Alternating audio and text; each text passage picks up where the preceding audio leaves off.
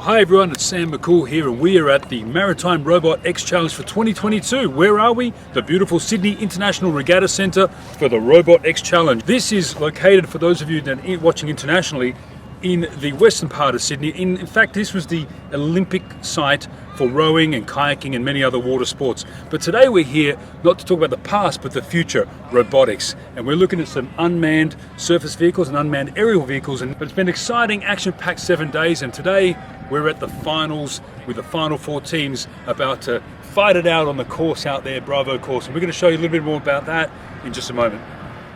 Okay, we're here at the Maritime RobotX Competition for 2022 at the Sydney International Regatta Centre. My name's Sam McCool and I'm joined today by Isabella. Hello, Isabella. Hi, I'm good. You're good? Okay, that's good. I didn't even ask. How rude of me. You're all the way from Taiwan? Yeah. Is it your first time in Australia? Yeah. And how are you finding it so far? Oh, I like this place because I think it's quite different, and I'm look forward to going to the roof because I like the animals everywhere. Yes. Yet I like this place because we are crowded in Taiwan, but there is a lot of trees and Yes. grass. I love it. Yes, no one around here in Penrith. That's okay. That's good. So that's great. We'll hopefully have time to go and explore a little bit more of Australia while you're here. But you're visiting from the National Yang Ming Cheng Tao University. So I understand there's 2 universities who've combined to compete in this competition. Is that correct? Yeah. Because Yang Ming is famous for their medical research, and we are famous about engineering research. So we would like to combine together and get some new innovation. Okay. Yeah. And how does the medical side of it sort of impact on what you're doing here with robotics? Is there Oh, yeah, because we have some smart healthcare research. Smart healthcare? Yeah. Yeah. I also work for that. Yes. Oh, okay. Yeah, so we have some manipulation and teleoperation for smart healthcare. Okay. So you use some of the same technology with the boats? Is that what you mean? Or what do you use? We use our robot arm and with our UGV. We also have UGV in Taiwan. So our lab is work for robot and learning-based approach. Right. Okay. So it's all robotics based, but here today, you've got your WAM-V out here, so Wave Adaptive Modular Vehicle, and it's out on the water. And of course, we're only a few minutes away from competition. So you've done very well to make the finals. Only 4 teams in the finals. How does that feel? Yeah, because we feel excited, but we really want to have more teams to get involved in the competition because we make a lot of friends, like University of Florida. They are our neighborhood, and we talk a lot and share the experience together. Okay. And I love them. Yes, so You love them, but they didn't make the final. yeah, because they're both is locked in the box, so they cannot get it out. Too many bugs. Yeah, so you want more of your friends to make your final so you can beat your friends in the final. Yeah. That's a good idea. So there's been a lot of sharing of strategy or technology with other teams? Yeah, also the data. Data, because yes. we Okay. also work for the learning approach, learning-based approach. So we share the data for them and to other university. Yeah. Oh, okay. Everybody's sharing on the. I think there's one sort of platform you can share the data. Is that right? Yeah. It's we take it as not as a competition. We don't take our friends as an enemy. So we share everything together. Oh, that's very good. That's like collaboration. Thank you. Yes. Okay. But see, I can see your vehicle's actually making an entrance now through the first gate. Yeah. So the competition has started. Yes. Yes. You're in autonomous mode there, and it's gone through the red buoy, and we call it buoy in Australia, not buoy, but if you prefer, I can say buoy, through the red buoy and the white buoy. So that's your first task already completed. Yeah, we have already entered the gate, and then we will like to detect the light buoy. Yes, as I mentioned you in the previous. Yes, we will scan. We will have the image and detect the light buoy. And when we detect the light buoy, we will crop the image and tag the top part of the image. You're going to crop the image and tag the top part of the image, and that's how you pick up the code, the RGB code? Yeah. Right. So we could recall the color. Okay, great. And so obviously your WAM-V is making a little bit of a sort of 180-degree circle right now and coming back on course to get that first scan the code, right? Yeah, because today's the flow is a little bit strong, so we change our velocity. Yes. So I understand that the last few days in the preliminary competition, there's been some very strong gusts of wind. How has your vehicle been able to handle that? Oh, it's the biggest challenge for us this time because we have to set up we have to set higher maximum velocity for our boat. But Right. because our autonomous navigation model is trained by reinforcement learning approach. So we set up the lower speed in the training stage. So it's a little bit harmful for our performance. Harmful for your performance. So what is the maximum speed then you would set today, do you think? Today we only use 0.4 of the higher, how to say that? Maximum velocity. Yeah. So 40% of your maximum speed. yeah. Less in the past we only use 0.3. Yes. Okay. So it's quite different because it will affect our control command. So what is the maximum speed then? Yeah. I think it depends because the flow. So. Oh, okay. Yeah. So it's coming back through the gate now. So you come off the course, have you? Yeah. So, And it's gone into remote control mode. So is something sort of gone wrong, or are they just going to start again and attempt again? Yeah, we would like to go back again. Right. You can see that the current is actually quite strong. I guess that's part of the issue, is it? The current is moving quite quickly. I think it's as our expected, so I won't be nervous. Oh, okay. Yeah. Don't be It's nervous. in Don't be our nervous. strategy. Okay. So these two universities come together for the first time. Is this your first RobotX competition? Yeah, but we all of our members come from Jiao Tong University. But Right. yeah. We would like to have some cooperation with Yangming Yes. University in the future. Yeah. Oh, I thought you were cooperating now already. Yeah, we combine together, but actually we work separately. Oh, okay. Yeah, Well, fair so, enough. So we haven't have our logo of our Ah. university now. You're going to have to add in NYCU to NYMCTU. Yes, a few extra letters there. Now your WAMV is just getting lined up again between the two yellow boys, I guess. And is it getting a signal from the beacon? Is it getting a sonar ping, or what is it waiting for? Oh, he's waiting for the heading because The heading, we have to have the view and including 4 beacons, Mm-hmm. four totems there. So we our remote controller Yep. is try to have a good view and then get back into the room again. So he's trying to get the yaw or the heading correctly, and then he'll set it off on the autonomous mode. Yeah, because the speed of the flow is quick, so it Yes. is so fast. So we have to catch the timing. Yes, speed of the flow. That's current, as I was saying before. So you can actually see it moving very, very quickly, isn't it? So probably going to cause problems for a lot of the teams. But the wind is not so strong today, it looks like. Yeah, but the flow is also is fast. The flow. Okay. And has your team competed in other robotic challenges? Yeah, we have been to DARPA Subterranean Challenge. Okay. Yeah, DARPA Subterranean. in Where was 10 that? In 2018 and 2020. Mhm. Yeah, it's underground. It's for search and rescue. So Okay. we have a fleet of our heterogeneous robot. It's about UGV and UAV, and we have to search the survivor in some emergency bag in the unknown environment. And it's Okay. because it's underground, so it's also GPS denied. So we GPS have denied, so yes. we have to make up our communication device and set up all the things and for that challenge. So you're sending UAVs in the subterranean underground cavity, in an underground tunnel. Yeah. You're putting the UAVs in there. So Yeah. what if they don't use GPS?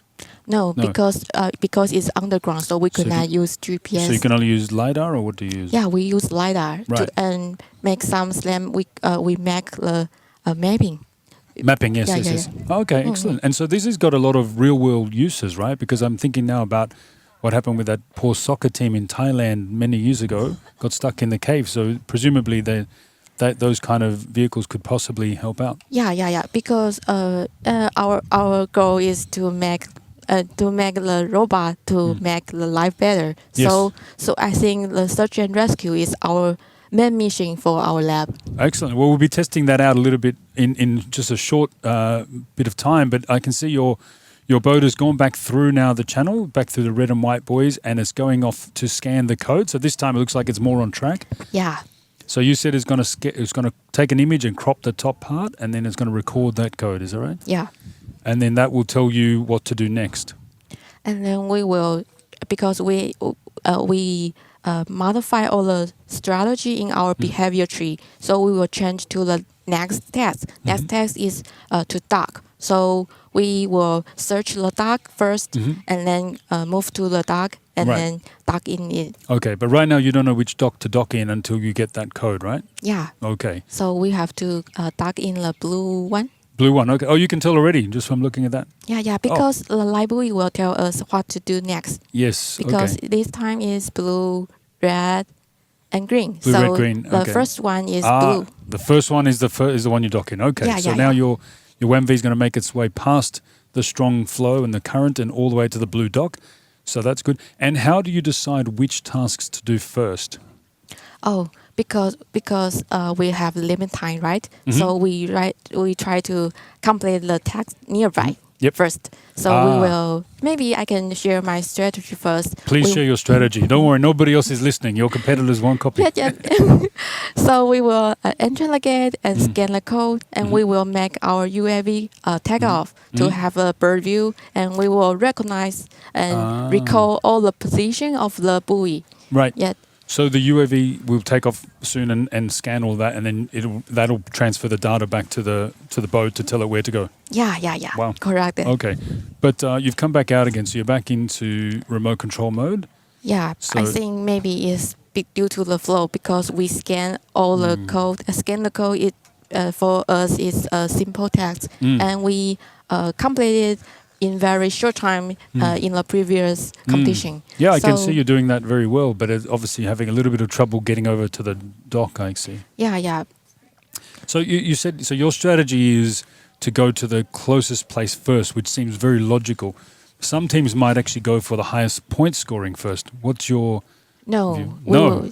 We have a combative strategy. Because due to the limit time, we have to get the point first. So we will dock there and get our UAV. Okay, that's very smart. So basically, you don't want to waste time in transit. You want to get to whichever task is the closest, do that, and then move on to the next one. Yeah. Okay, don't worry about the big points. The big points will come, right? Okay, good. So now tell us, so the subterranean challenge, where was that? Where the subterranean challenge? Oh, I go to... in 2020, I participate DARPA subterranean challenge in Washington State. Washington State. Yeah. Oh, wow, okay. So we go to a nuclear plant, and then because that sounds like fun. Yeah, it's quite Let's amazing. go to a nuclear plant and fly unmanned vehicles through the nuclear plant underground. Yes. Nothing can go wrong. But the war there, the sickness of the war is quite sick. So it hurt our communication, the range of the communication. Right. So we have to change our strategy in just short time because we just have 2 rounds in each course, and we only have 2 courses. So we have to try to manage it in short time and modify. Yes, right. So the thickness of walls was affecting the LiDAR and the coordination, right? Okay. So did the Americans know that you were in their nuclear plant with unmanned vehicles? Did they know that?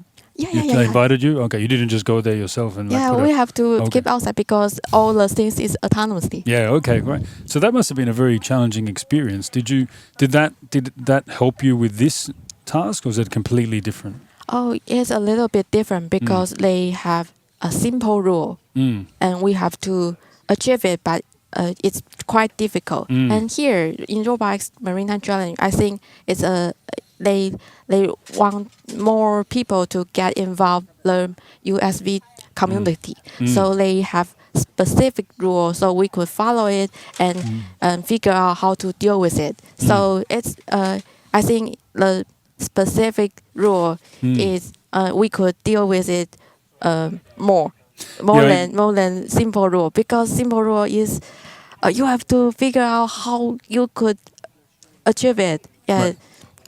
Yeah, I see what you're saying. So basically, there was less task but more difficult, and here there's some more simple task, but you build on those tasks, right? Yeah, So, yeah. We could follow the rule and build up the whole system. yeah, okay. Well, it seems to be learning as we go. So it's obviously done the code scan yet again, and now it's moving quite nicely over to the blue dock. Yeah. Yeah, is it still the blue dock? Have we changed? I'm trying to. Are we now on the red dock? Oh. Has it changed? Let me see. Okay, let's see. Yeah, yeah, it's red red. change. Okay, see, I'm learning too. I'm like I'm an autonomous learning system myself, and it's obviously there's a black buoy there, which is an obstacle, so it's trained to go around the obstacle and then. I wish I had this for my car so I could park my car more easily. Look at this.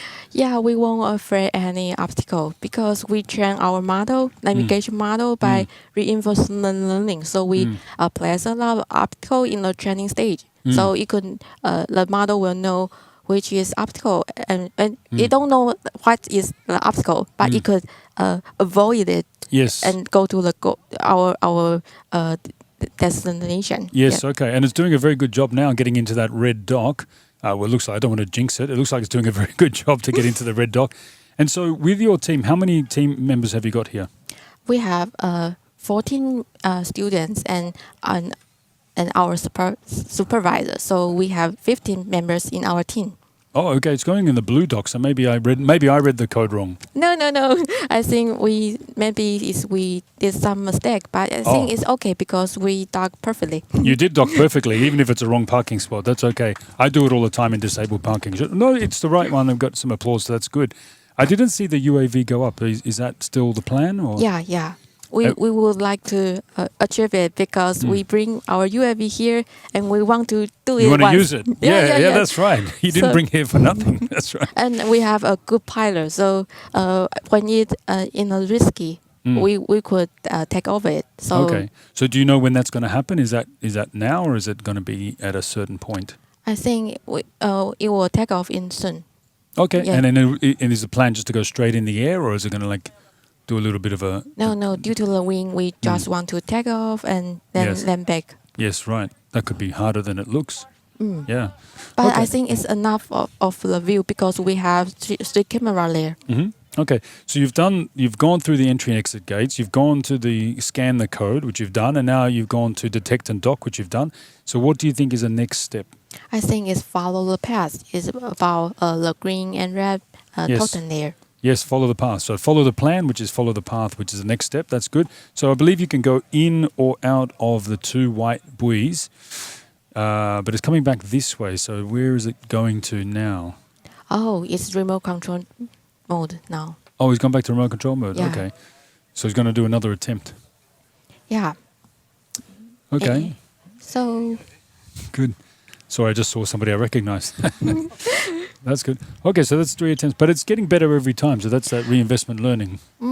Yeah, because we have participant RobotX Maritime Challenge in 2018, and we bring this experience, share this experience to DAPA Subterranean Challenge. So we build up a learning-based approach to navigate autonomously, and then so we train our model first in the cave because due to the DAPAs. Right. And then we try to get some forest to make the model to deal with the wide area. Okay. Because it's you quite trained it first in the cave. Yeah. Okay. Yeah. And then we moved to forest. Oh wow. Yeah, because it's quite different. Because in the cave we could get our UGV in the middle of the wall, but in forest we could not do it. But we have to navigate, right? Yes. So it's quite different. But we change the environment, and then we use the model for best on forest model. Yeah, the forest model was the best training, was it? Yeah. Wow, and you're down on the ground avoiding all the trees. Yeah, so all the models in our lab is a cross domain. So we could use the same model in UGV, but and also use it in USB. So is a maritime challenge like this on the water, is this more difficult than a forest or a cave, or is it less difficult? Yeah, it's quite difficult because we don't have that kind of disturbance in the ground, on the ground. So there's more environmental factors like wind and and water, like water movement and. Yeah. Okay, that's. We use different model for docking. We use our behavior tree to change our model, so it Okay. will change autonomously. And then we will, because we could do some collision free in the past, right? Yep. But in dock there Yep. is a lot of obstacle. Right. They can take it as an obstacle. So we need to have a new model for to dock the boat. So we fine tune our forest model for docking. So Right. yeah. So it seems to me that like that the putting the UAV up in the air would make sense in a forest, so you get it up above the trees and you can see the whole view. It doesn't seem like you would need it as much here because you can kind of see the whole course, but you get a different bird's eye view, right? So it sounds like you've taken that strategy and adopted it here. Yeah, right. And every time it goes out there, it's getting faster and better. So that's great. So we're back on the docking. Let's see, where do you think it's going to dock? Red, green, or blue? Let's see the library. It will Well, tell I thought us. last time oh, red. it's red. Red It's again. So maybe it was supposed to be red and they went to blue. That's why they're doing it. There you go, red. Yes, Yeah. there you go. I'm getting good at reading codes. That's good. But I don't have a PhD in electrical control, but you're about to, right? That's how far into your PhD are you? I'm in my third year. Third year, okay. And so the other students are also in electrical control, or you have different students doing different things? There you go. A round of applause. So it must be blue. Maybe I'm getting. So maybe I'm wrong. No, I don't think you're wrong. I think maybe I'm wrong.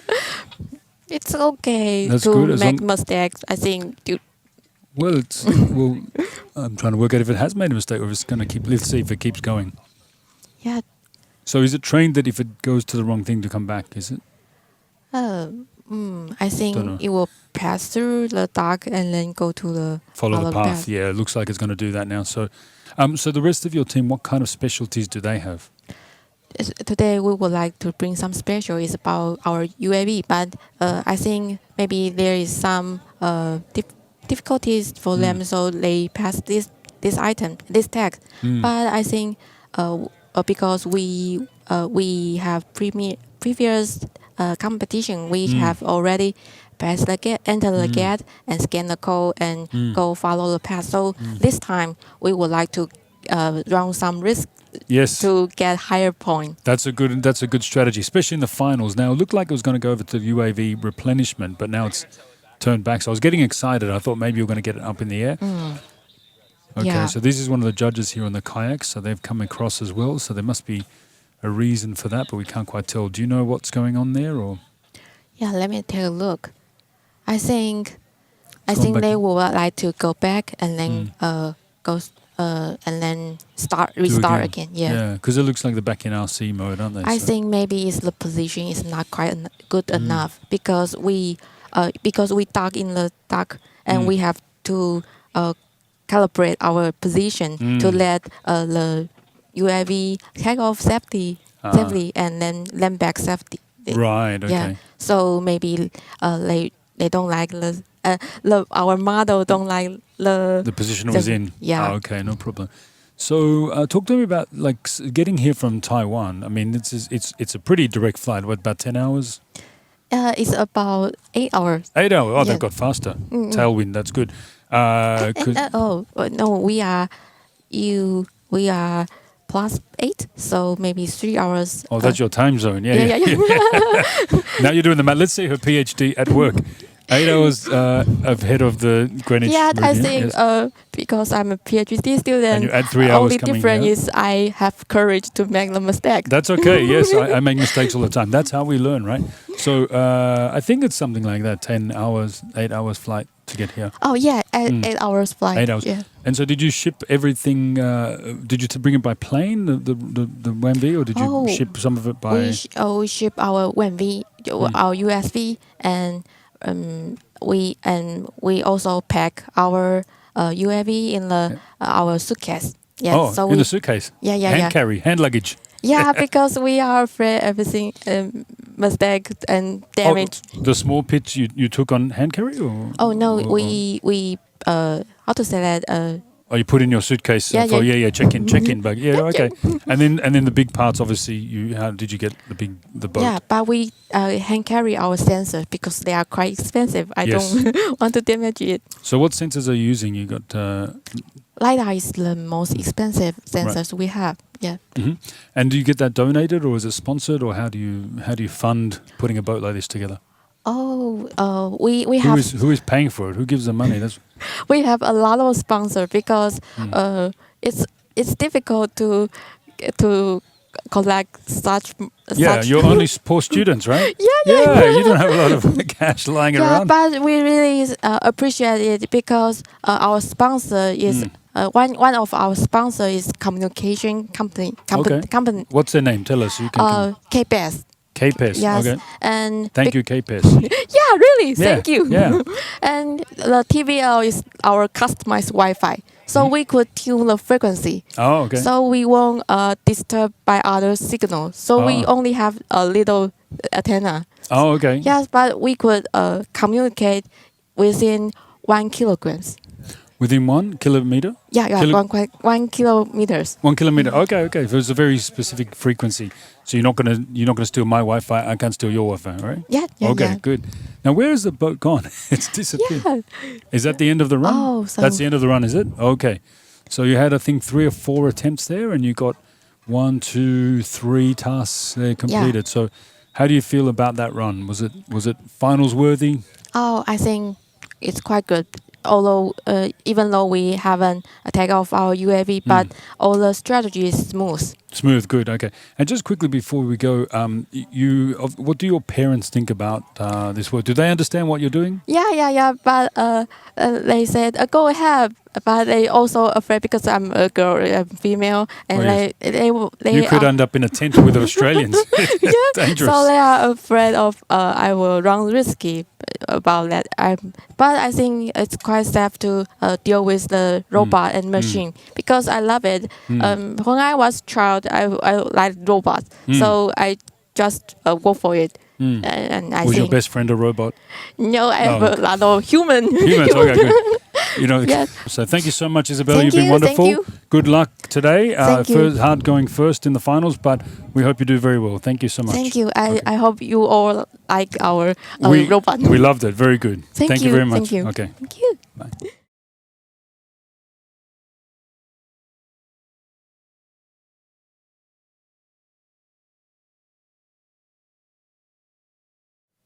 All right, everybody, I'm very excited now because I'm here with Daryl Davidson, CEO and President of RoboNation, and obviously, the man to speak to about the big picture of this competition. So what is it all about, Daryl? As long as we keep to the big picture and you don't ask me specific questions that the students would be... I'm going to drill down. Don't worry about that. Yeah. Why is there no radar dome on the NUS WAM-V? That's my next question. All right. So for those that may just be joining or haven't paid attention, this is the second team in the finals for the 2022 RobotX. Right. That's the National University of Singapore. Absolutely. They go by Bumblebee. Yeah, we've seen them everywhere. They're black and yellow and attracting a lot of actual bees, which maybe they want to rethink that strategy. They tell you what, they have been involved in our competitions for quite a few years. They started out in our RoboSub competition. Okay. And they're just, as an organization and as a group of students, and they continue to perform at the highest levels, but they're also just really good group of kids. Okay, we got 2 WAM-Vs on the course here. What's this second WAM-V doing? I think that's Embry Riddles, and I believe they are transitioning somewhere else. Okay. They should be moving maybe somewhere. I don't think they should There's be a bit of anywhere near the interference on the course. play. Interference on the play, I Daryl. started to say this may be like an assault. Yeah, it looks like it could be an amphibious assault. We're going to have to wait and see. I've never seen this in my history of commentating RobotX competitions, which started today. Right. Well, we've never had a stalking incident before. It really kind of is. It's a drive-by, which happens a lot in Western Sydney, believe it or not. They're driving by and checking out the competition. I think that's what it was. Yeah. Wow, that's impressive. Or, Robot Love. Yeah, it's Robot Love. Yeah, it's a romance. Little bit, it's like a Mexican wave on the water. Robomance. Yeah. Exactly. So I want to know how you commentate on a sub, not a sub, like a sub comp, right? Like, what do you actually like? It's gone underwater, and that's it. We'll tell you when it resurfaces. Right. Look at the ripples, folks. Yeah, that's right. That's where you know it's coming. Actually, the RoboSub event typically takes place in a man-made facility, whether it's an Olympic-sized swimming pool or whether it is a large clear water tank that's on a U.S. Navy base. Okay. And so it requires a significant amount of infrastructure. We have cameras scattered throughout the underwater venue. We've got cameras that are around the outside. We've got cameras that are on the elements and the obstacles. Okay. And then we also have underwater divers with cameras. Oh, wow. So you can see the whole thing the whole time. That streams live up onto Jumbotron that we have up on Jumbotron. Suspended. That is so American. Exactly. I love that. Exactly. Wow. Big screen. How big is that screen?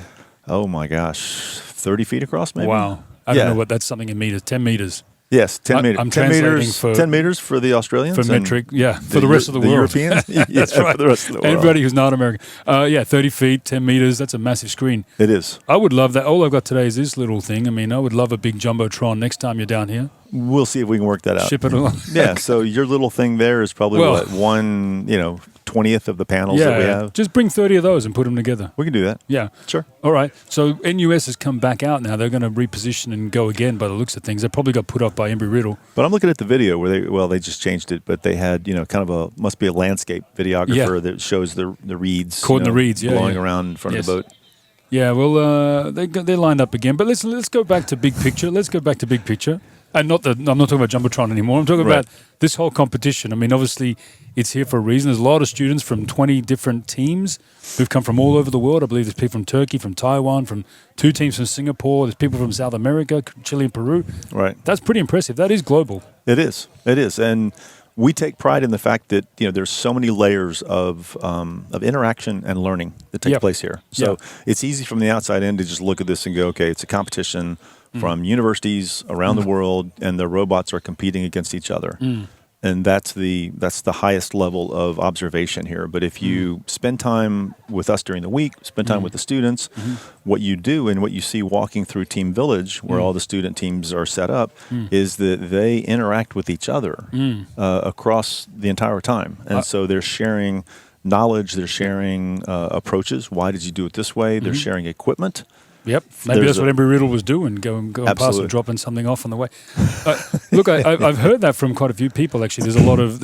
I mean, there's data sharing. You've even got a platform, right, where they can share data, and so which is really interesting. How do you run a competition where there's collaboration involved? That's quite a unique proposition. I credit the students because we call it a competition, but it's really more of a technological collaboration. And it's a theme that runs across all of the events that we sponsor, not just RobotX. And really, I think what the teams are doing is they compete against the course. They compete against the challenge and the technology. Right. And then beyond that, they're more of like one big group of students that are all trying to assess how everyone else is doing it, to learn and to share. I mean, you've got elements of technical collaboration. I believe you've got elements of diplomacy, international relations. You've got cultures that have probably never experienced each other before that mix and match. And we try to foster that as much as possible. I'm trying my hardest to be diplomatic. How do you enjoy Australian tents? Is it hot enough for you? It's good? You know what? We love Australia. Every person on our staff, and I think the students that have never been here before are having the same experience. So how do you choose a location like this? I mean, you must have a lot of options to choose from. We do. I mean, for an event like RobotX, you could simply say any open body of water, right? But if you look at the larger footprint of it, you need a large place of land. You've got to have some security. You've got to have some privacy. You've got to have airspace and be able to fly the drones. And this is the first time in 4 years of RobotX that we've been able to fly drones as part of the competition. Really? Wow. The first 3 iterations of it, so in 2014, which was the first version of RobotX, took place in Marina Bay in Singapore. Okay. No airspace allowance there at all. So we couldn't. Right. So that year, it was because the whole country's next to the airport, basically. Pretty much. The airport's bigger than half the country. Right. The whole country is the airport. Yeah. But that's interesting. So Singapore was difficult because of the UAV. You can't put the UAVs in the air. There was, Okay. So we've had a change of pace, and now we're back on autonomous run. Okay. So can we evaluate now? I just want to know, can we evaluate or not? For those that are keeping score at home. Yeah, that's right. Okay. All right. So we'll continue to sort of watch it. Well, I think it's going into the entrance gate, right? So it's gone between the green buoy and the white buoy. Yes. Well, in Australia we call them buoys, right? I've heard that. Yeah. Sounds weird though, doesn't it? I was looking for green boys earlier. Green boys like, and like white Martians. boys. You know, I mean, exactly. what is that, right? Yeah, that's right. So I think buoy is probably the more internationally acceptable No, terminology. I've heard plenty of people in the States refer to them as boys as well. Oh, really? It took me a while to figure out what they were talking about. Okay. But I learned. Yeah, exactly. Okay, well, it's just gone between two buoys, and it's going over to scan the code, I believe. It looks Yes. like it's going to drift over that way, the RGB code. And last team, of course, from Taiwan did a very good job of that. But no, it's turned away. I've jinxed it. It's decided. I don't think you jinxed it. I think what it's doing is essentially once it clears the buoys or buoys, it starts to do a survey. So it's really imagine that you're standing there in the front of that and you're just looking from left to right. Right. You know, the boat doesn't have a neck, and so it's going to Doesn't have a neck. I know a lot of people like that. Exactly. So now it has to pivot, side to side and figure Right. out. And we don't know what mission plan they have, whether Right. what sequence of events. So it's actually assessing which task to do next. It may be assessing, or it may have a predetermined plan, and now Right. it's just looking for the location of what that Right. next obstacle system is. So it's running a decoy. It's like a fake on the play, and it's just gone sideways. And now it looks like it's going over to the UAV replenishment. Do you think we might get a UAV in the air? I would fully expect that we will, and I think that Singapore or NUS is a very good candidate to do that. Well, they must be really excited to be in somewhere where they can fly one. They have to be because the whole country doesn't have Yeah. much, if any, restricted airspace or open airspace to fly. But Right. But as yeah. we say that, they're reversing up now. So every time we say something, we jinx them. Oops. They're very good at reversing. Now, that green light on the top, what is that doing? most of the time it means, again, I don't know. Oh, it's in autonomous mode. Right. I haven't studied their boat, but usually it is an indicator to the crew back on the shore. Of Yes. The, Oh, yeah, yes, see, it's yes. in The yellow light mode. tower. Yeah, there we go. Right. Yellow So- or amber. Yes. Yes. So, okay. So, yes, now I see. It's obviously different light tower on different boats. So, And it may mean that they went out of autonomous mode and they're going to back it out and start over again. that's what we think. But every time we think something, they've just changed the game plan. We're just making it up. So Yeah, maybe they are too. Now let's talk about the boats. I understand they're all the same kind of platform, same frame, and that keeps it sort of standardized. And Yes. then they do their own modifications on top. Is that correct? Yes, correct. And actually, the origin of this competition is sort of a larger contextual answer for that question. We're going big picture now. Right. So we have another. So the term of art within the professional community, these are called unmanned surface vehicles or Yes, uncrewed Okay. surface vehicles, and everyone else would call them a boat. Right. Right. Right. So we have another. I like USCV, UCSV, USV, but you said uncrewed. which is one word. Yeah. U. Oh, it's one. Oh, sorry. Okay. See? Right. I'll write it out for you. Yeah, I'm Right. pretty crude myself, but okay. USV, yes. Yes, University USV, of- term of yeah. art, or boat, or maritime platform, or any number of other phrases. However, it's hard for students that don't have expertise in boat building or naval architecture or some other unique areas of study to really understand all of the issues with preparing a hull or designing a hull Right. that's specific to a task or a Okay, so- platform. And so we have another competition called RoboBoat, Right. which is an annual event that takes place in the U.S. And it is a much smaller platform, something that the teams can work on more readily, more easily than having to haul a 5 meter long Right. USV around. Thank you for translating the meters. You're there. welcome. 15 feet for those of you watching at home. Right. So that's the one was in Sarasota, Florida earlier this year. Yes. And so the idea of that is they're really focused on not only the robotics but also the boat building itself. It is, but a lot of teams in that competition still don't really appreciate and understand all of the details of the naval architecture hull design side of it. Okay. And so this event, so a lot of teams that struggle with their hull design at RoboBoat, Yeah.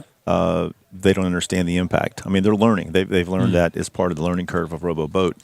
But So within this one, we've completely removed Yeah. the challenges they may face Yeah. from trying to design a hull and giving them a common platform. That's It's great. like Formula One, Yeah. right? Or NASCAR or these others Or where single design yachting or right, whatever. Yeah. absolutely.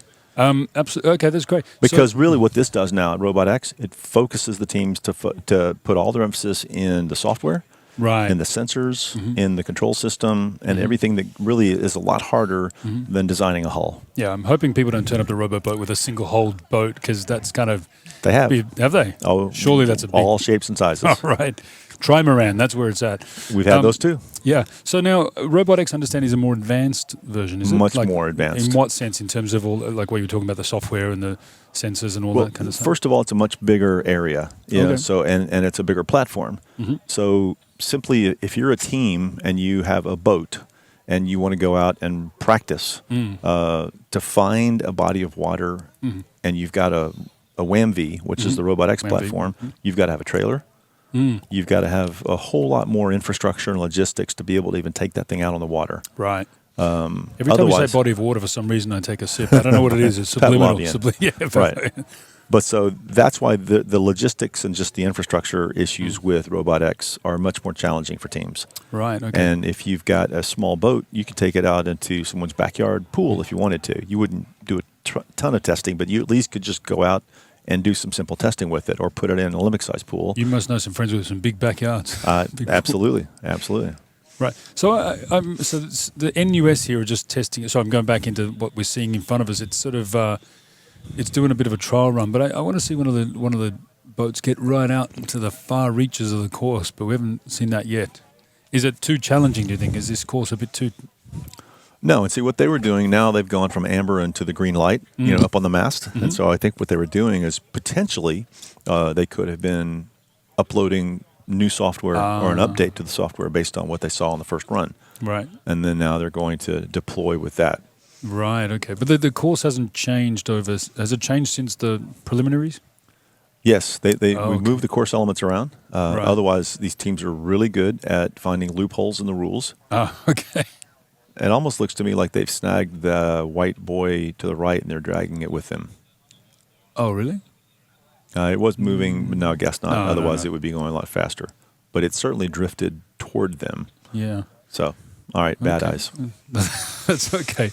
As long as it doesn't snag a kayak and drift it along. No, but back to your question. So what we do between the various phases of the competition is to move certain course elements around.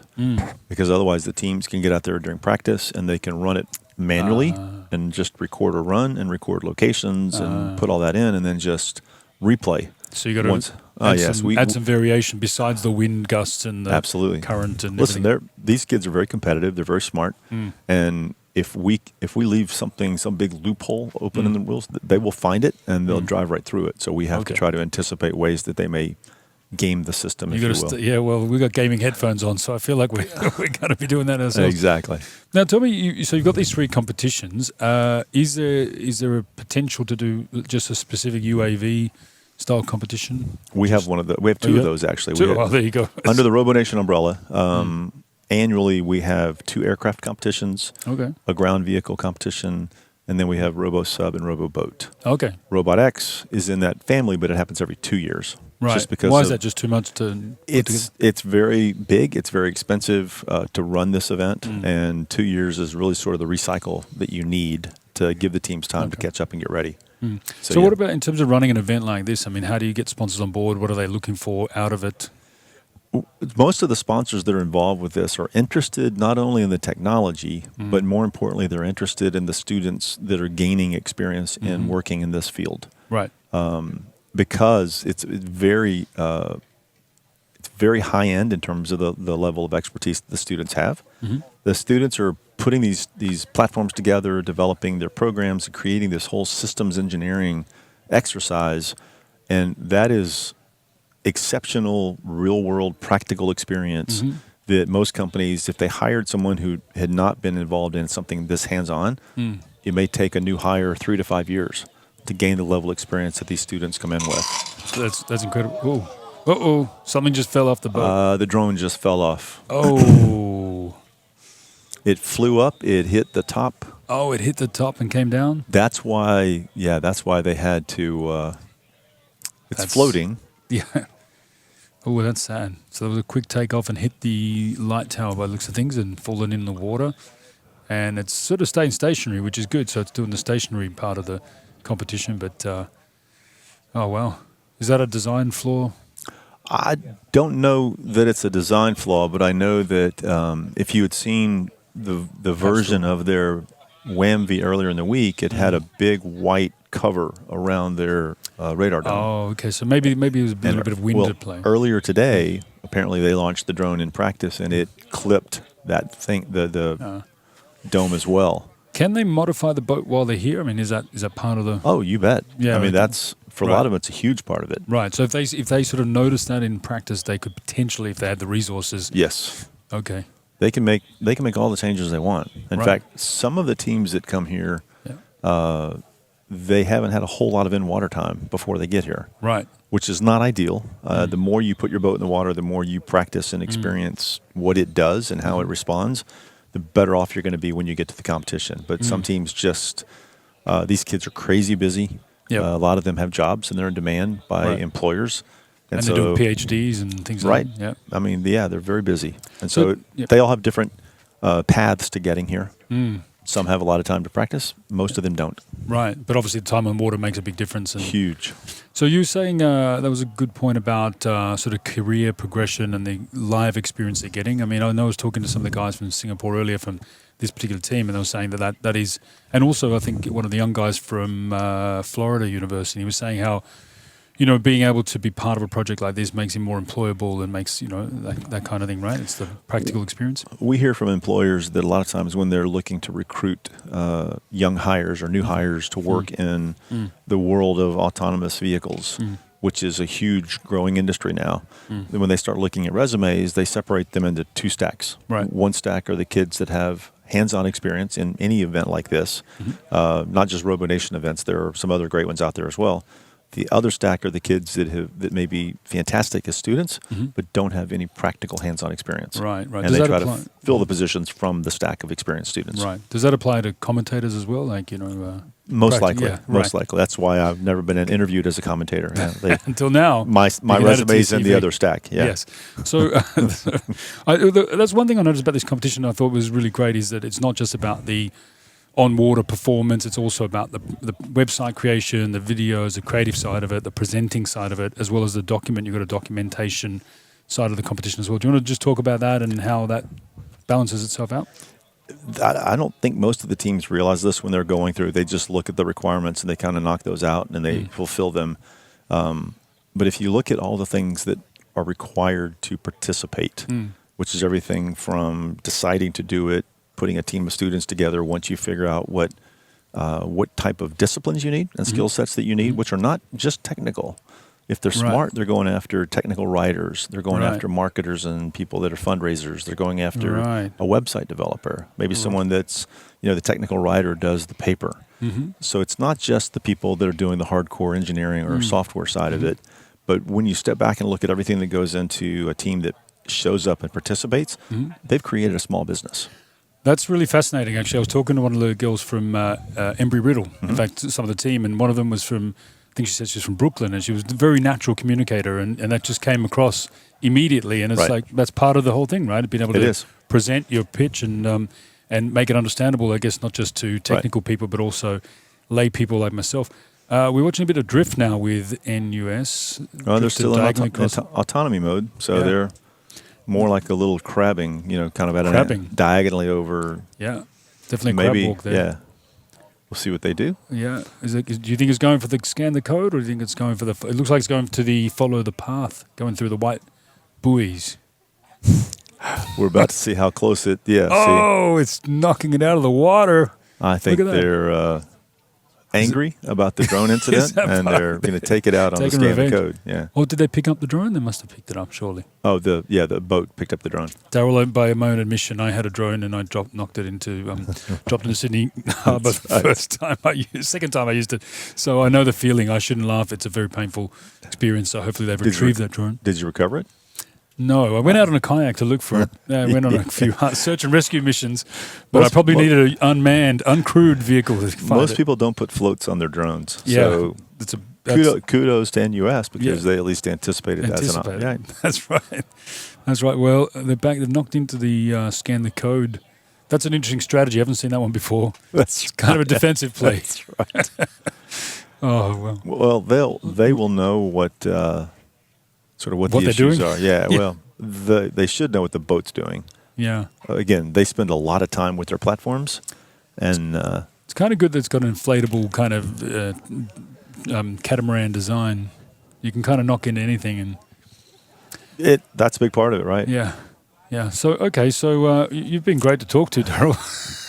Wait, I think maybe I'm bad luck for NUS. I don't know. Bumblebee, if I leave, and maybe they'll. Because I heard they've been doing something very well until you got on air. I wasn't going to say that, but you're potentially right. Or me. It could be me as well. Yeah, exactly. Wow. Okay. But this is just a practice run still, right? No, it's an autonomy Oh, mode. they're actually based on the green light. Oh, they are doing. Okay. Assuming that we're assuming correctly that the green light means autonomy. Well, it does. Green means go. Yeah. Right. Green, Otherwise, green. I think if it was Green or remote blue control, they would have taken it back, stopped it. I read that in your own handbook. Green. Green and blue is autonomous, and yellow and amber is remote control, which is human, of course, and red is just like the kill thing, just to stop it. And what's probably happened here is that, once they, at the beginning, they reset it, came back and went in manual mode for a while and then restarted, and at a certain point, you realize that, okay, we're so deep into our time that we've got to just let it go and see what it does. And what it did was a crab walk. Whatever the case may be. But because you know that if you come back and reset, then you don't waste too much time. Right. This is where they had the Sydney Olympics, right? You know the rings are everywhere. Yeah, you can't miss it, can you? Exactly. Yeah, the back pond. But this is a fantastic venue again, and they wedged us in between rowing events because we're packing up tomorrow, and they've got an event coming in that's setting up tomorrow for the weekend. Right. So this is, again, fantastic water. It's beautiful. The weather has been mostly great. But and again, the organizers and our partner, DSTG and the Next Generation Technology Fund have been phenomenal.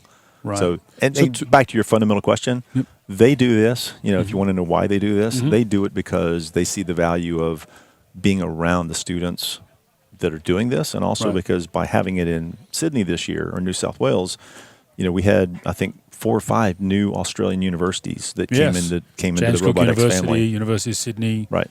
I think University of Adelaide. So that's why, because having this in Australia adds attention to it, and it motivates universities across the country to step up and do programs like this. And that will just have a residual effect going all the way out. Yeah, I hear my old university, Sydney University, has done very well. They made the finals. I think they're up soon, aren't they? Are they? I believe so. Yeah, they're up they soon. should be next. Yeah. Uh-oh. See, it looks like we're ramming speed again. Yeah. I think this is definite strategy. This is a definite strategy. It's a different strategy than most. Knock it off the course. Right. Well, maybe it's a new task for next time. Yeah. I mean, people want to see a bit of action, right? They want to see a bit of contact. You got to make Sadly, it a contact they do. sport. Yeah. I can see this developing into a kind of a water polo style or water jousting. Water jousting, there you go. Especially with the inflatable pontoons. You put some sharp objects on the front, little Ben-Hur action. Your time must be up. Well, thank you very much for joining us. My pleasure, Sam. It's been a pleasure. I've learned a lot. And I hope to be back next 2 years. Good. Yeah. We'll definitely be back. Wherever it is.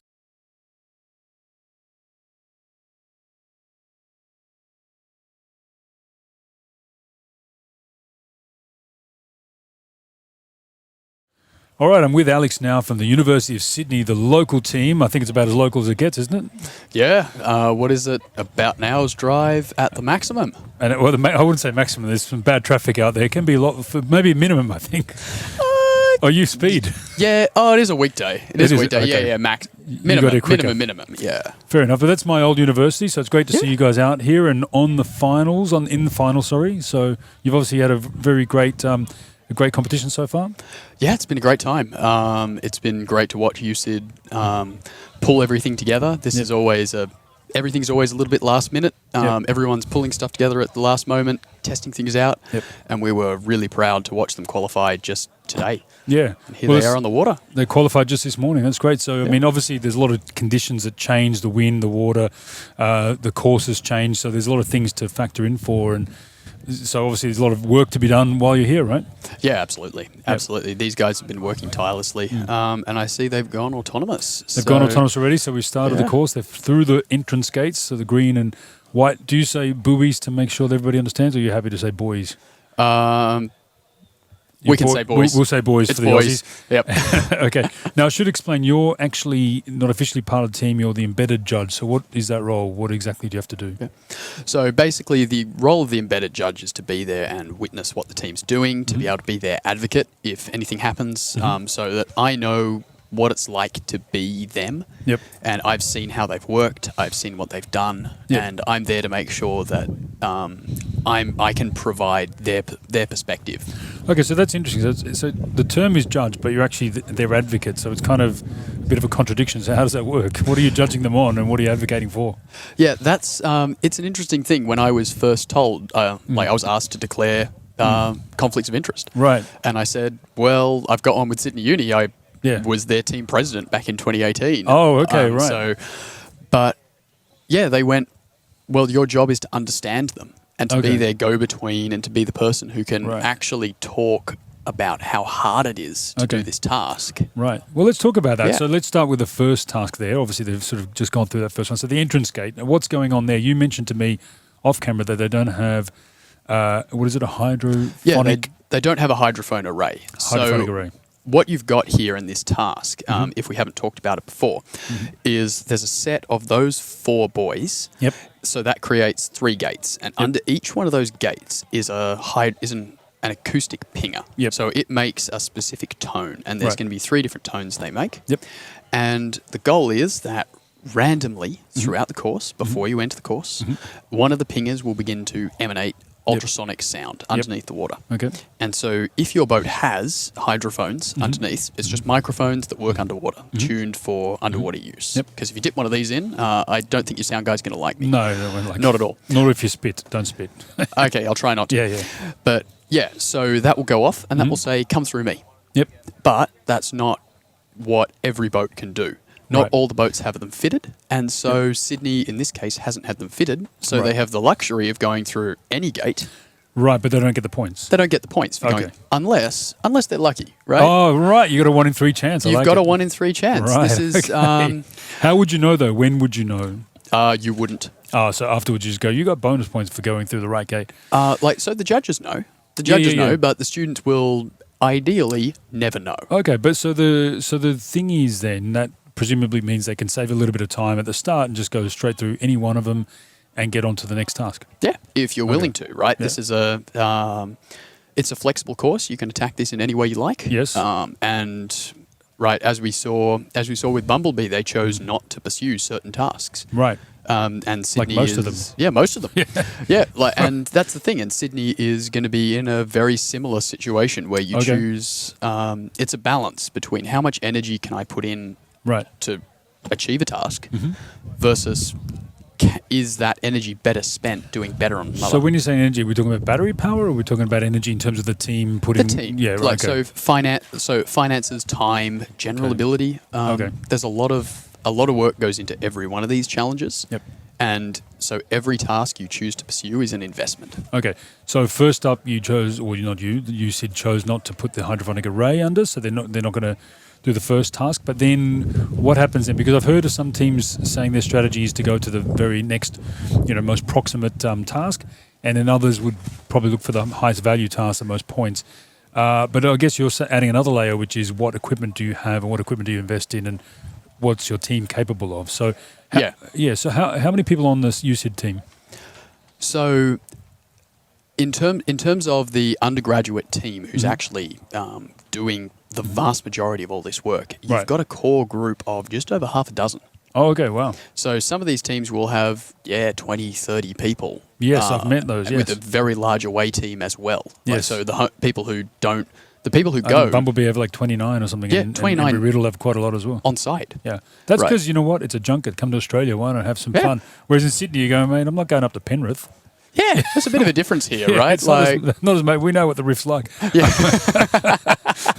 That's keeping a lot of Sydney people away. No, I'm just sorry. Some local jokes that probably not going to translate that well. But anyway, so you got 6 or 7 people in the undergrad team. Yeah. You've graduated. What are you doing? Are you doing a PhD in something? No, so I'm a systems engineer at Talus Group Australia. Oh, okay, right. Okay, cool. So you're employed. Yeah, I managed to find a job even after doing RobotX. That's incredible. Did it help in any way? Did it ever come up in the interview? Oh, it went on my resume. Right. It came up as a thing we discussed, right? Okay, Yeah. and what was their sort of? Were they impressed? Do they know much about it? So it's still a thing that doesn't have a whole lot of visibility in Australia, Okay. right? But so you need to talk to it, right? Right. If I said I did RobotX, they'd Yeah. go, the first question is, well, what is RobotX? Right. And that's what they asked me. Yep. Right. What did you do? Well, Yeah.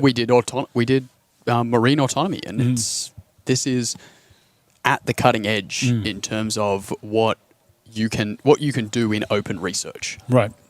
Okay. Open research, but also there's some real world applications, right? So we'll talk about some of those real world applications that this kind of study can lead into. Yeah. So actually, this vessel is being used by the University of Sydney. It is, and it's okay. being used to do real marine research at this point. In Sydney Harbour.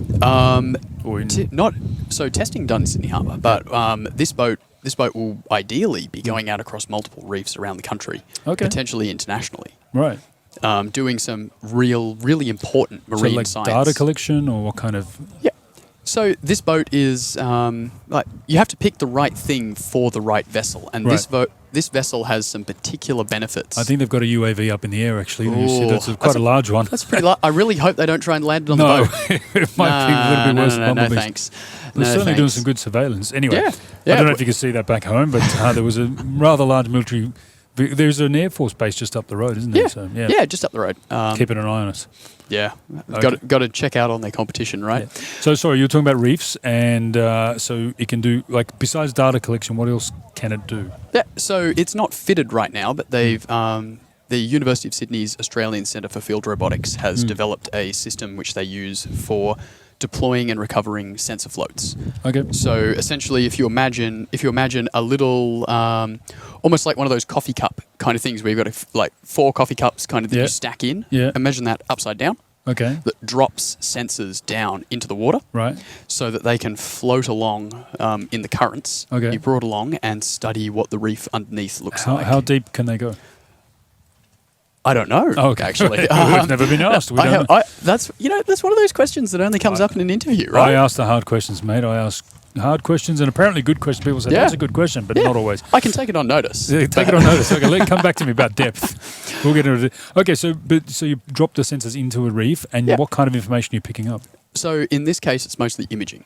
Okay. Right. So there's a big. Hyperspectral or In this case, just visual light. just visual? Okay. But the goal is that as we float along, we know where that sensor float is, Okay. and it allows you to, over time, over a period of years, they're imaging the same piece of reef every year, okay. and so they can detect coral bleaching events. They can Right. detect the results of coral bleaching events Right. and see how the ecosystem's actually responding against Yes. the various impacts. So And you regrowth, I guess. as yeah, well, absolutely. It's there's some really they've managed to capture some really good stories of positive growth in Okay. in marine ecosystems and real recovery against the odds almost. That's great.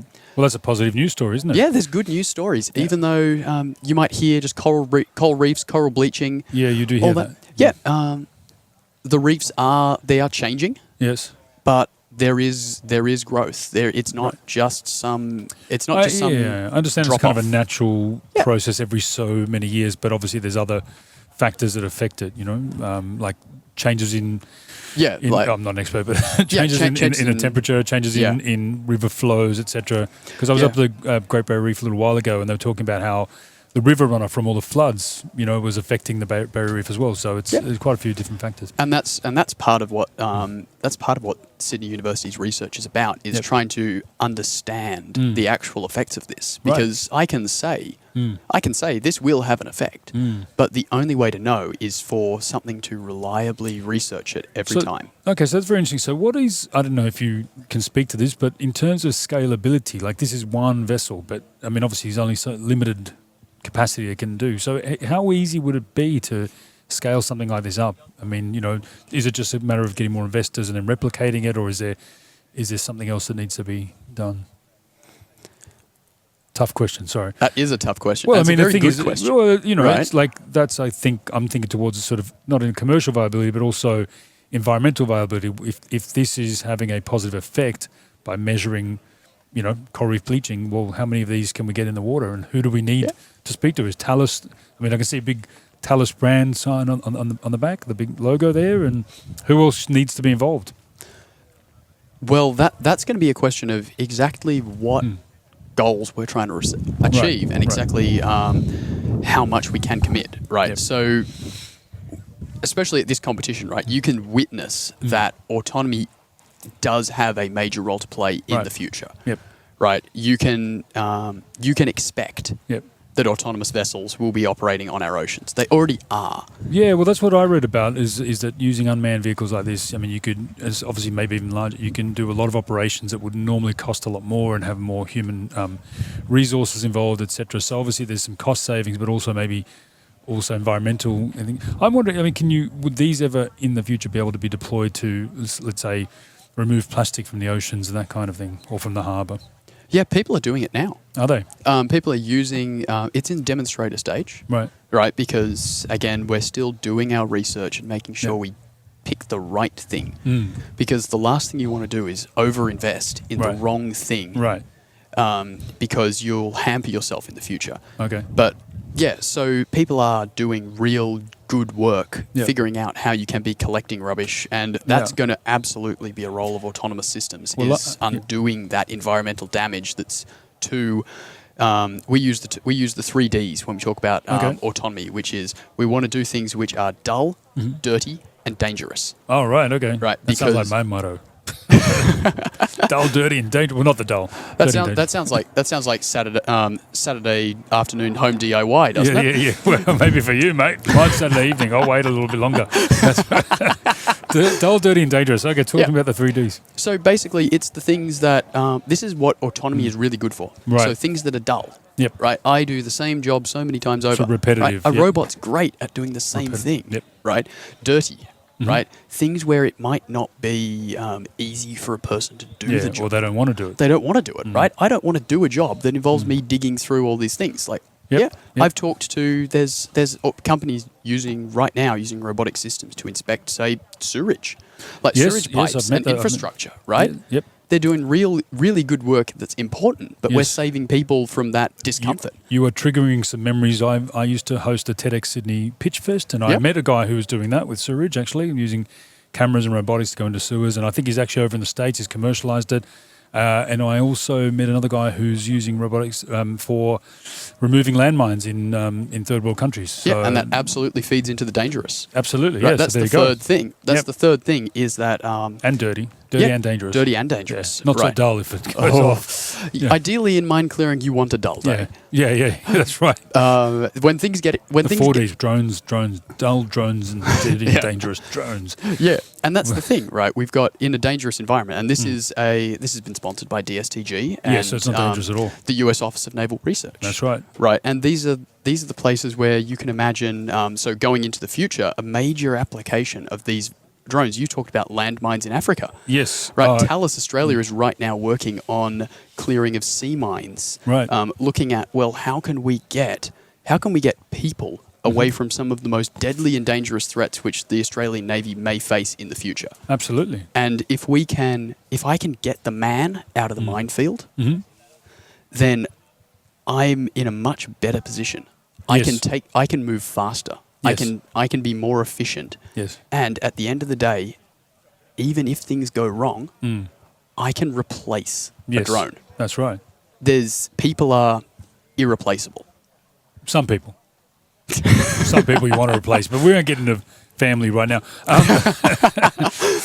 As I get escorted off the booth No, to be that's replaced fine. with You're not another embedded replaceable. judge. Yeah, no. But there's a bit of action on the field. Oh, this is Yeah. a really interesting Yeah, let's take a conversation. We'll look. come back to it. But Yeah, let's take a they're look. obviously doing some 360s out here.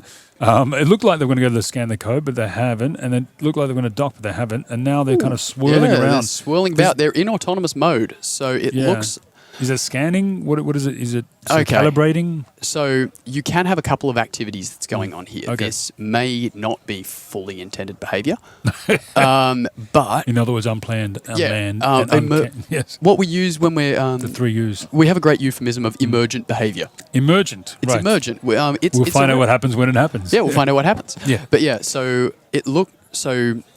there are reasons why you might want to be doing something like this, Right. which is where you need None of to which are survey apparent your just yet. whole environment. Okay. Right. And so I would absolutely understand doing a full spin in the middle of a course at Yes. the start. Yes. But it's done 17 of them, and it's Yeah, halfway after through. this, I would be assuming they're going to be returning their vessel sooner or Yes. later. Right.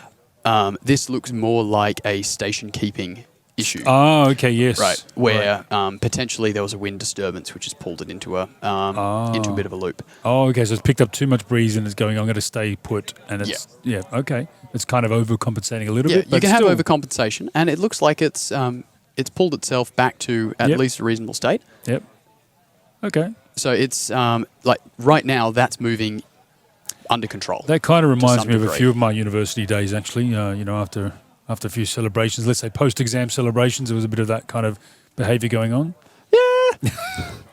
You don't remember? I don't think there's been any. I don't think there's been any pre-final celebrations. No, here. not yet. No. We're still only in the third team of the 4-team final. Third team of 4. Yeah. Yes. It's gonna be good. So the worst you can do is 4th.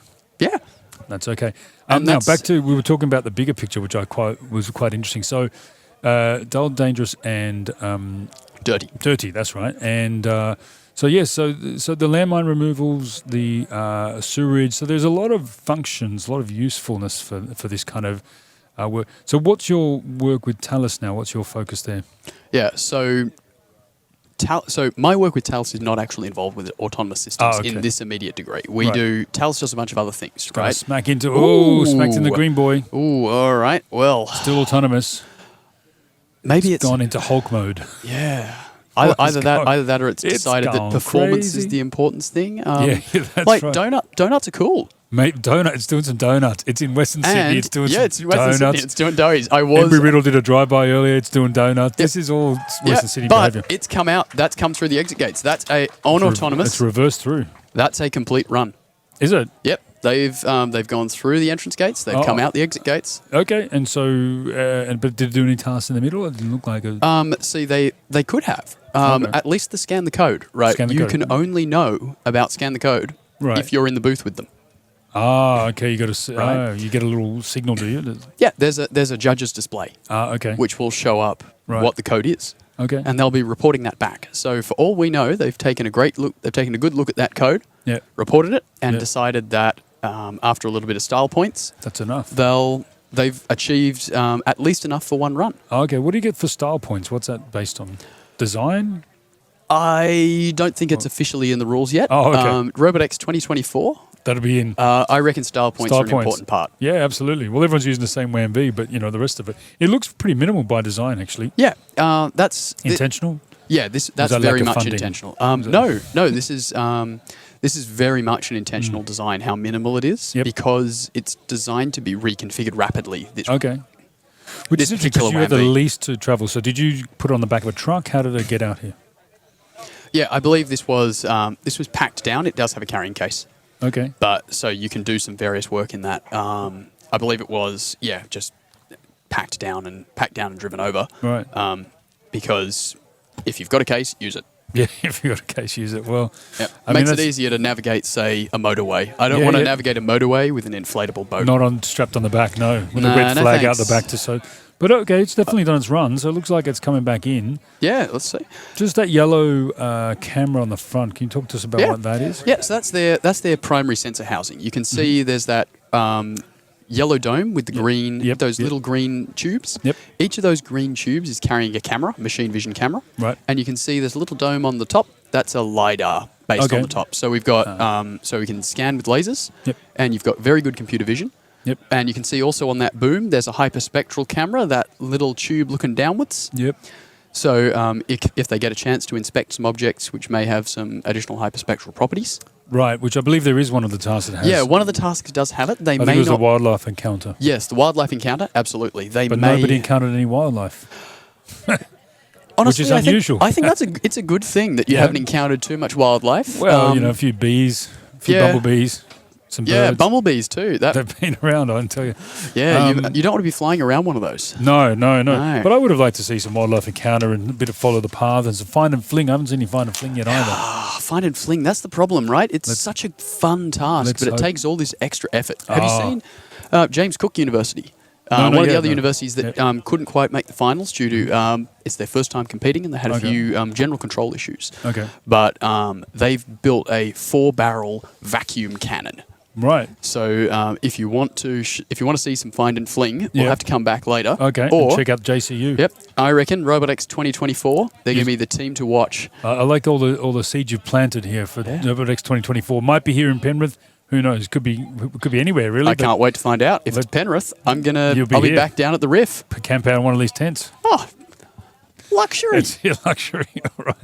Okay. Well, thank you gonna very be great. much. Thank you, Thank Sam. you for your time. Appreciate it, Alex. And good luck for the results. Let's find out how USyd went. Made the best team win. Yeah, exactly. Thank you. Thank you.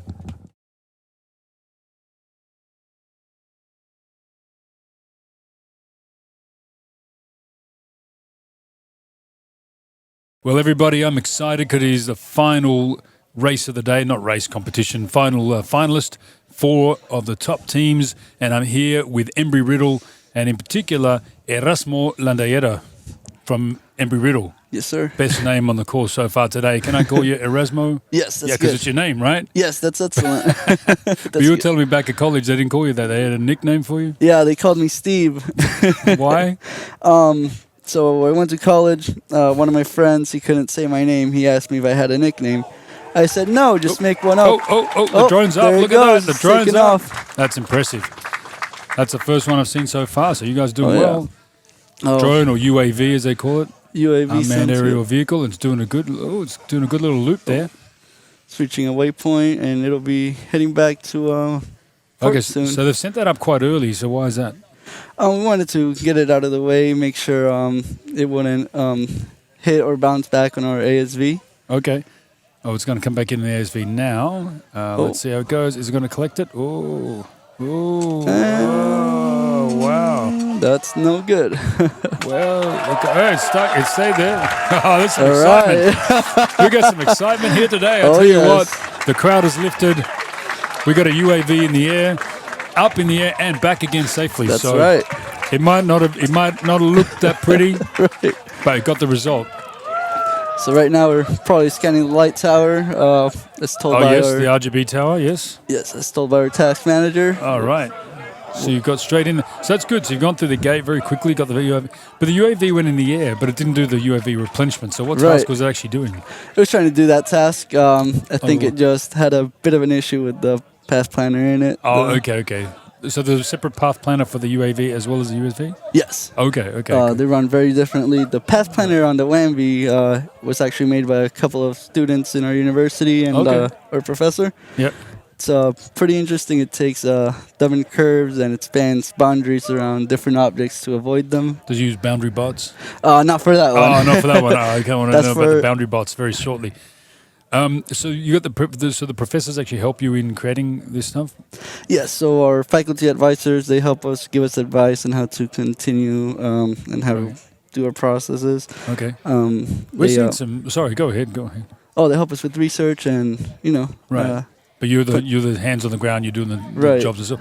Look, it looks like you've gone all the way to the back of the course, which I'm excited about because I haven't seen that yet. Right. You're doing the follow the path task here, so you're Yes. coming through 2 white boys, and hopefully going to work your way around that course. This is the most movement I've seen all day. Right. I'm excited about this. Minion's a nimble machine. Minion, that's right. And where did it get the name? Do you know? So, if I understand it right, they had a bit of a buzzer in the WAMB at one point, right. and it used to make a ba ba ba ba ba, and it used to just like the Minions. Okay. So Okay. that's what they went So it gets with. stuck. It's Yes. kind of like Steve and Erasmo, right? Right, Stuck. I can't believe they called him Steve because they couldn't pronounce Erasmo. right. It's so easy. Erasmo. I can even roll my ass with doing that. It's going all the way through. Look at this. This is impressive. Oh, yeah. So that Pathfinder's working really well. Oh yeah, the Pathfinder's awesome. Who's the professor? Let's give him a shout out. So Dr. Coyle Dr. Coyle, and DJ, DJ. and let's see who else was there. I think Tim Sersher was part of that. I'm testing you out. You got a good memory for Yeah. you too. That's good. Well, they've done a great job. This is the first time I've seen people do find the path or follow the path all the way through, and Right. it looks like they're making easy work of that out the back of the course there.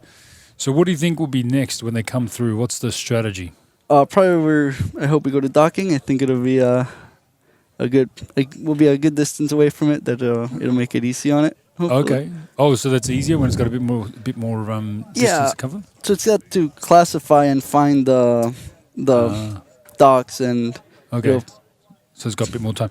Yeah. Okay, so it's coming. Oh yes, of course the docks have moved. There's a different configuration on Right. this course. Yes, so they've changed it around. This is the Bravo course for the finals here.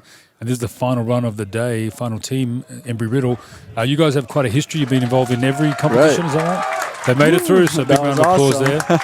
They are nailing this course right now. How does that feel? Oh, it feels great. It was a lot of hard work to get here. A lot of people put a lot of time into this, and I think they should be very proud of what we got going on. Absolutely. Let's talk about the time. How much time does it take out of your days and your studies to do this kind of project? Oh, well, we had a whole week that we spent writing this paper. Right. They spent hours. Sometimes they'd stayed up till 2:30 writing. So that's normal at college, right? Yeah, that's normal. Yeah, that's early. Okay, so you're writing the paper for the documentation side of it. Yeah, right. No, it's a team effort. I focus on the neural networks. The team helped me label. Right, so let's talk about those neural networks. I want to hear about those boundary bots you mentioned earlier. So how do the neural networks work? So neural networks, you use them to process images. They run convolutions on an image, and they go through different layers of neural networks. They remember things like edges, the colors sometimes, and our neural networks classify regions on the images. Right. They're object detection networks. We're using the object detection. Object detection networks, yes. Yeah. So we're using YOLO V5 to find our light tower. Mm-hmm. Then we use another neural network that grabs the light tower and finds a panel. Okay. And then we do some morphology and color thresholding to tell what color it is. Morphology and color? Morphology and color thresholding. Color thresholding. There's a lot of fancy terms in there. Oh, yes. There's a lot of good stuff.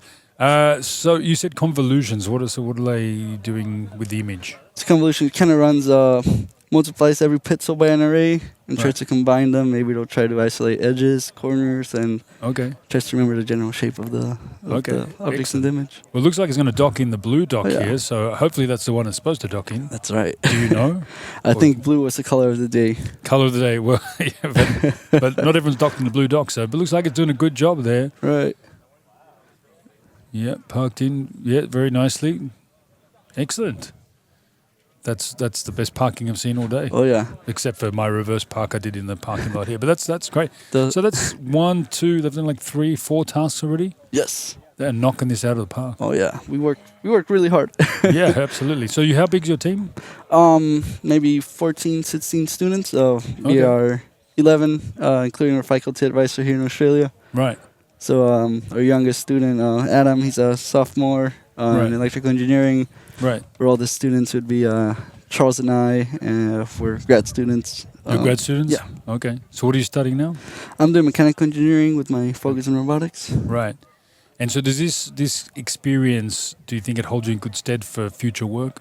Oh, I think definitely. There's a lot to learn. What you learn here, it's like nothing that you can learn in the classroom. Yeah, right. These are skills that you learn. You learn yourself. What kind of things are you picking up from being part of this competition? Me personally, doing software, learning a lot of code, different strategies. Neural networks, I never really touched them before I joined the team. Oh, right, okay. So yeah, that's a big learning curve.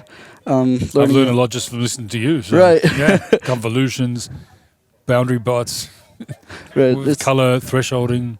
Right, you can make a list. I'm going to sound like I know what I'm talking about by the end of this. Yes, sir. From 5 minutes with Erasmo, and I've learned all of that. Look, it's sort of stuck here. I think it's kind of having a bit of a break here. What is it, a halftime break? What's going on? Maybe it likes that blue color too much. Maybe it likes the blue color. Maybe it's worked out how to go forward but not backwards. I don't know. Right. Probably the path planner having a bit of a tough time backing out of that spot. We'll see. So the path planner, how does that work? So basically you pre-program a path at the start of the day, or when do you do that? We don't pre-program it. So you give it it went RC. Oh, backing out. There you go. Well, let me start over. So it's more like an algorithm rather than pre-program. Right. Yep. It's an algorithm. Like I said, Dr. Coyle, DJ, and another student before my time wrote that. It starts by finding all of the objects that we detect with our spatial information sensors, like our LiDAR. It looks like it's going over to the replenishment, I think, is it? Is But that where we're going? It's an RC, so I guess they'll have to set up again. Oh, they're in RC mode, are they? Yes. So you see the can't panels are yellow now. Yeah, I can't really see. They were Where's blue that, before. at the back? You see the midsection of the ship. There's a what's yellow that? panel to the right of the batteries. Oh, right, okay, yeah. So if you know earlier it was blue, Yeah, that's now telling it's on us. Oh, now he's on RC. Okay, so Yes. but this still counts, right? This run. Yes. So it's the best run. Gives Best you run points. Okay, but you guys would be happy with that. I mean, that looks like a pretty good Right. effort. In fact, probably more. A lot of teams have struggled in this finals. Oh, I bet. It's not easy to get these tasks done on its own. Right. Sort of But your school has a lot of experience, right? I believe they've Right. been involved in every competition since 2013. since 2013. We've, Wow. yeah, we have quite a legacy. You do have quite a legacy, yes, I understand. And so, tell me about the Robotics Association of Embry Riddle, otherwise known as Right. RARE. What's that all about? So Rare, we compete in in a lot of different competitions. I think we might be in all of the RoboNation competitions, Okay. Robot Boat, Robot Sub, Right. IGVC, the UAV. Every team is dedicated to the competition. Mhm. Some students might hop around between competitions, but Okay. for the most part, every team has a dedicated group. You're always involved in. It looks like they got the UAV out, so are they checking for damage? Yeah, hopefully those prop guards protected it. I'm not sure. I can see Cash down there. You know Cash. Yeah, Cash is Just awesome. I checking love that him. guy. Look at he's shaking his head. He's not Oh, impressed. He's he not doesn't impressed. like what he's seeing. No, it's probably a bit of damage to the rotor blades or something. Yeah, The propellers. Cash is great at hardware. Or Yeah. pods. They're pretty sturdy. He's thinking, did I pack the spare blades or what? Oh yeah, I hope they did. They definitely did. I hope they did. We would like to see it go back up in the air. That'd be Right. awesome. Also, they've taken it off the boat now. So now look, while we're up close and personal, we've got a few sponsors on the side there. Let's give Right. them a bit of a plug. So you got Yamaha, of course, who we saw a demonstration from earlier Right. today. So, yeah. Yep. Yamaha, we owe them a big thank you. We wouldn't be here without them. We're very grateful for them. Yes. And They did a great demonstration with Oh, yeah. was it an autonomous helicopter? No, it was a The- remote controlled helicopter. the RC helicopter RC and the boat. The boat had The Hellmaster. vectoring. Yeah, was that it Hellmaster? awesome. Yeah, Hellmaster EX with some sort of sideways movement and stationary. that strafe was gorgeous. I The want to strafe see was that gorgeous. again. Oh, really? Great strafe. This Yes, is that was fantastic. awesome. Okay, so now they're going to go another attempt, but without the UAV. Is that what's happening here? Right, Do another run. Okay. right. Uh, They're probably waiting for. but they've kind of done a lot of it, right? They've done the find a path. They haven't done the find and fling. Do you think we're going to see a find and Oh, fling? I don't think so. We didn't have time to cut that into our. I was looking forward to Into that. our midst. Okay, so we've done the scan the code, done detect and dock. They've cut. Oh, the only things left really is a wildlife encounter and the UAV replenishment. Right. And you haven't got your UAV, so I'm assuming they're going to go for the wildlife encounter. But Right. does that require a bit of modification to the game plan? No. We'll try to circle and go around those animals the right way. Yep. Do you know the animals? It's a platypus, a crocodile, and I forgot the other one. Turtle. You did Turtle. well. That's good. That's good. Are you And, going to have some time while you're here to check out a little bit more of Australia, or what have you seen while Oh, we on our first day here, we went to Sydney Opera House, and that Great. was gorgeous. We saw the bay, and I wish Yeah. we had more time to look around. No, you've seen the best bits. Sydney yeah. Opera House and Penrith. Yeah, it was fun. Can't beat Penrith is Penrith. great. Okay, now we got the USV is turning back around. Is it going to have another run? It's probably trying to go between those white it's going buoys. has it got a hydrophonic array to pick up the beacon? Yes, it does. It's on the right side there. Okay, so it actually knows the it's going through the PCB. right gate there. Okay, that's good. Do you lose points for hitting the buoy? I don't think you lose points. I Okay. think it's less. You know, at maybe. school, if I hit a boy, I got in trouble. But you guys can do that here. That's no problem. Okay, so they're heading back out. I mean, they've done this code scan, right? So really, there's not much left other than that replenishment. From what I can, from that or the find a fling, Right. I think they might try to either or do the same run again. do the find improve a it. path again, or All right, improve on perfection. right. How do you do that? How do we do that? Oh, it's a lot of work. That's great. So, and where does this stuff take you? Where does robotics and what sort of career paths are available?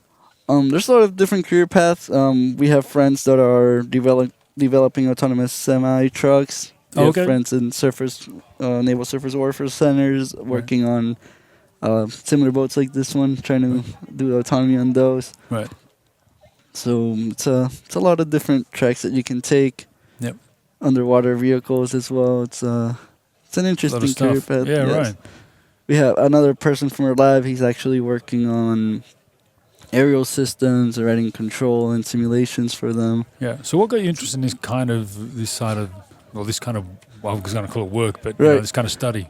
So the first time I came to Riddle at open house, I was a senior in high school. We actually went to the lab where Minion was and Okay. kind of caught my eye. I You wanted fell to in work love? in Was that. it love at Yes. first sight? Yes, Minion's just it's fun to look at, especially when you're up close. It's very striking. It's very memorable, and I enjoyed all of the other projects that Embry had. Yep. So what's the thought behind the design of the boat? Because obviously the WAM-V is a standard design, but then in terms of the actual robotics of it, what's the thinking behind how it's put together? So I can tell you that they chose the WAM-V because the two pontoons can move independently of each other. Okay. So this gives you a lot of stability in the deck. Oh, in the back part of it, right? Right. After the boat, yep. So if you can see your deck kind of remains steady, keeps Right. that profile throughout. Mhm. And that helps with your sensors. Let's hit another boy, green Oh. boy. It's smashing dudes left, right, and center. Second run, not as good, but that's okay. The first one was pretty much flawless. That's right. Now, what's going on here?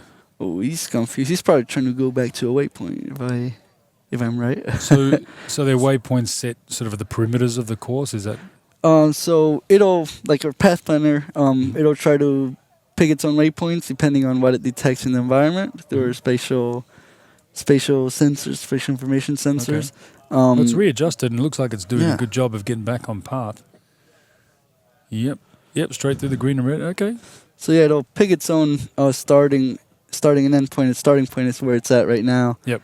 And its end point, it'll determine that depending on what it sees in the environment, what it classifies, what buoys it finds. Yep. And then our path planner will go through and plot waypoints between those 2 points. You know what I just realised? You know at the end of sporting matches when the teams swap jerseys. Right, right. I'm thinking I might get an Embry Riddle All jersey. right, You get like a sounds RobotX. good. Yes, I'm Yeah. down. We got blue. I've been sweating in this one, but no. We'll wash them first. You watch it for that's a good idea. Yeah.